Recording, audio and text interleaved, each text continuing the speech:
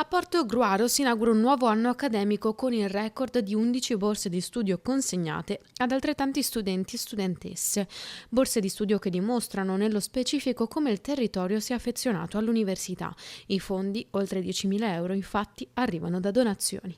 Credo sia un'esemplificazione importante di quella che è la meritocrazia, nel senso che siamo ancora bisognosi di riconoscere che ci sono ancora tanti ragazzi che si impegnano e vogliono fare seriamente la professione e si riconoscono anche meritevoli di essere riconosciuti con delle borse di studio, ma apprezzati da chi le borse di studio le erogano, che sono associazioni, enti, istituzioni del territorio. 57 gli studenti immatricolati al primo anno, un centinaio complessivamente a frequentare il corso di laurea.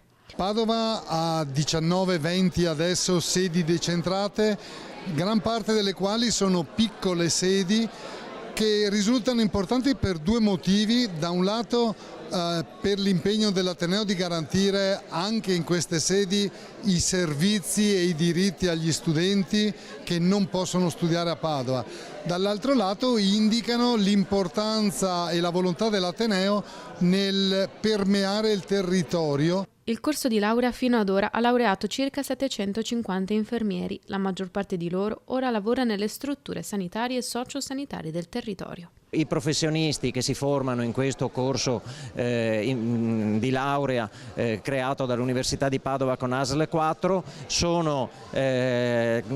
trovano culla qui per unirsi a noi nel percorso di assistenza ai non autosufficienti.